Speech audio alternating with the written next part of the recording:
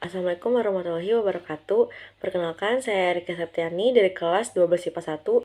Di sini saya akan menjelaskan tentang materi KAA atau Konferensi Asia Afrika. Nah, di sini saya akan menjelaskan dahulu tentang sejarah Konferensi Asia Afrika.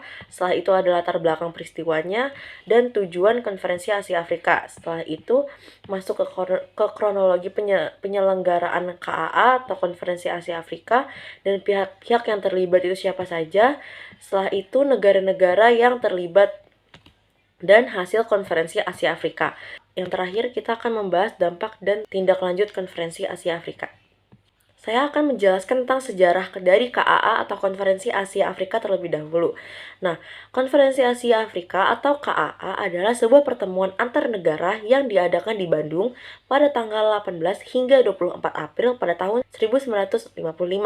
Pertemuan ini digagas oleh negara-negara baru yang memperoleh kemerdekaannya setelah Perang Dunia Kedua. Konferensi ini berawal dari pentingnya antar negara untuk mencegah eskalasi konflik dalam Perang Dingin berlangsung lebih serius. Di sisi lain, negara-negara ini juga memperjuangkan dukungan terhadap penghapusan kolonialisme yang masih berlangsung. Konferensi Asia Afrika menjadi salah satu bagian penting dari kerjasama negara dunia ketiga, sekaligus menunjukkan peran penting Indonesia dalam kancah internasional, meskipun usia negara yang baru genap 10 tahun.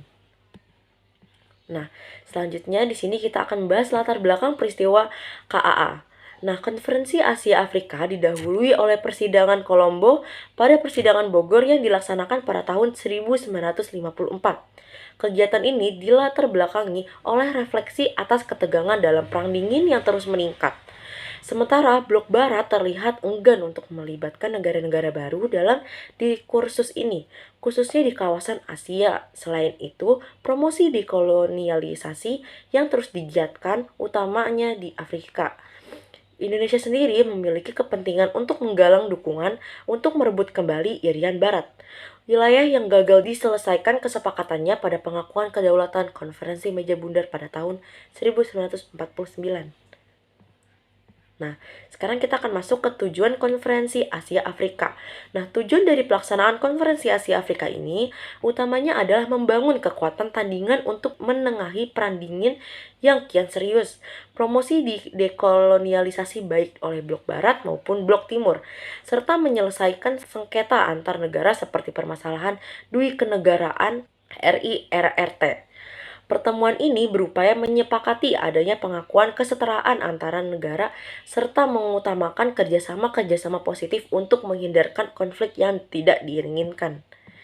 Perang Dunia yang Kedua yang meluluhlantahkan dunia dianggap sebagai pembelajaran pahit bagi semua pihak, sehingga tingginya tensi dalam Perang Dingin menjadi peringatan penting bagi negara-negara baru ini untuk mulai memberikan tekanan baik bagi kedua blok adidaya. Selanjutnya kita akan masuk ke kronologi penyelenggaraan KAA. Konferensi Asia Afrika diawali di Kolombo, ketika Indonesia bersama Burma, India, dan Pakistan menyepakati perlunya pertemuan yang lebih besar untuk memfasilitasi tujuan yang lebih besar.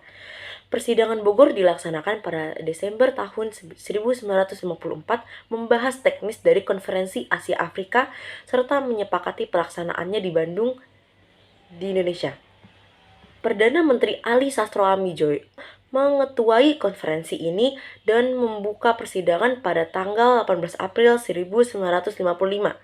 Beberapa pembahasan penting yang terjadi dalam peristiwa ini adalah pelurusan bias atas kolonialisme yang biasa disematkan pada negara barat. Beberapa negara mengusulkan kritikan atas kolonialisme juga disampaikan kepada Uni Soviet yang turut menjajah negara-negara di sekitarnya tanpa konsensus. Selain itu, Perdana Menteri Tiongkok, Zhou Enlai, juga menghadiri kegiatan ini untuk menyelesaikan permasalahan yang muncul akibat besarnya populasi keturunan Cina yang tidak berkontribusi bagi negara asalnya. Zhou Enlai dan Sunarjo mendatangani perjanjian dui kewarganegaraan untuk menyelesaikan masalah ini.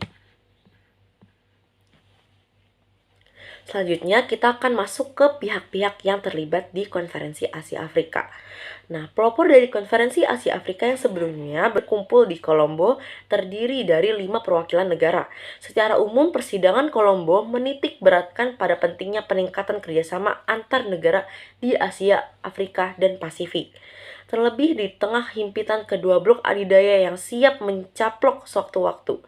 Potensi konflik dan perebutan kekuasaan akan selalu ada, terlebih isu dekolonialisasi yang belum usai di beberapa wilayah. Para pelopor tersebut antara lain, yang pertama dari Indonesia yaitu ada Pak Ali Sastro Amijoyo, yang kedua dari Pakistan ada Muhammad Ali Bogra, yang ketiga dari Burma ada UNU, dan yang keempat ada Jawaharlal Nehru dari India, dan yang terakhir ada Sir John Kotelawala dari Ceylon. Konferensi Asia Afrika di Bandung dihadiri oleh banyak negara. Hampir seluruhnya merupakan negara baru selain Republik Rakyat Tiongkok, Thailand, dan Jepang. Sehingga landasan persamaan nasib dan kepentingan menjadi dapat dimengerti dalam berhasilnya Konferensi Asia Afrika. Nah, negara-negara tersebut antara lain ada Afghanistan, Arab Saudi, Burma, Ceylon, Republik Rakyat Tiongkok, Ethiopia, India, Indonesia, Irak, Iran, Jepang, Kamboja, Laos, Libanon, Libya, Mesir, Nepal, Pakistan, Filipina, Siprus, Sudan, Suriah, Thailand, Turki, Republik Demokratik Vietnam, Kerajaan Yaman, Yordania, Brasil atau pengamat, dan Liberia. Nah, hasil dari Konferensi Asia Afrika ini apa sih? Hasil yang diperoleh dari pertemuan selama sepekan ini disebut dengan Dasar-Sila Bandung atau 10 Keputusan Bandung. Berisi kurang lebih sikap-sikap yang harus diterapkan oleh berbagai negara dengan tujuan meningkatkan kerjasama dan meminimalkan konflik. Isi dari Dasar-Sila Bandung antara lain yang pertama itu ada menghormati hak-hak dasar manusia dan tujuan-tujuan serta asas-asas yang termuat dalam Piagam PBB. Yang kedua, menghormati kedaulatan dan integritas teritorial semua bangsa. Yang ketiga, mengakui persamaan semua suku bangsa dan persamaan semua bangsa besar atau kecil. Yang keempat, tidak melakukan campur tangan atau intervensi terhadap persoalan dalam negara orang lain. Yang kelima yaitu menghormati hak-hak negara untuk mempertahankan diri secara mandiri atau kolektif sesuai dengan Piagam PBB. Yang keenam, tidak menggunakan peraturan dari pertahanan kolektif untuk bertindak bagi kepentingan khusus dari salah satu blok negara besar dan tidak melakukan terhadap negara lain. Yang ketujuh, tidak melakukan tindakan agresif terhadap kedaulatan atau kemerdekaan politik sebuah negara. Yang kedelapan, menyelesaikan segala sengketa internasional dengan jalan damai seperti perundingan, persetujuan, arbitrasi, dan lain sebagainya menurut negara yang bersangkutan sesuai dengan Piagam PBB. Yang kesembilan yaitu memajukan kepentingan bersama dan kerjasama. Dan yang terakhir yang ke-10 yaitu menghormati hukum dan kewajiban internasional. Nah, yang terakhir di sini kita akan membahas dampak dan tindak lanjut Konferensi Asia Afrika. Konferensi Asia Afrika menjadi titik balik dari pertemuan selanjutnya yaitu Konferensi Solidaritas Rakyat Afro-Asia di Kairo pada tahun 1957 dan Konferensi Beograd pada tahun 1961. Pertemuan tingkat tinggi antar negara ini kemudian menjadi bibit dari terbentuknya gerakan non-blok pada tahun 1979. Meski begitu, solidaritas negara-negara ini tetap terguncang pada waktunya masing-masing akibat konflik yang tak terhindarkan, seperti Perang Vietnam, Perang Teluk, serta perebutan kekuasaan dalam negeri salah satunya di Indonesia. Peringatan Konferensi Asia Afrika sendiri dilaksanakan pada tahun 2005 dan 2016 sebagai pertemuan kedua dan ketiga di bawah nama KAA. Pertemuan pada tahun 2005 melahirkan NAASP atau yang biasa disebut dengan New Asian African Strategic Partnership.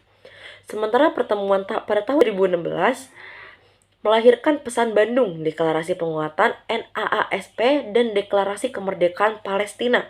Gedung Merdeka di Bandung diresmikan menjadi Museum Konferensi Asia Afrika sebagai bentuk peringatan atas peristiwa penting dan peranan besar Indonesia dalam kancah global. Sekian penjelasan dari saya terkait materi Konferensi Asia Afrika. Selebihnya mohon dimaafkan, kurang lebihnya mohon maaf. Saya pamit undur diri. Wassalamualaikum warahmatullahi wabarakatuh.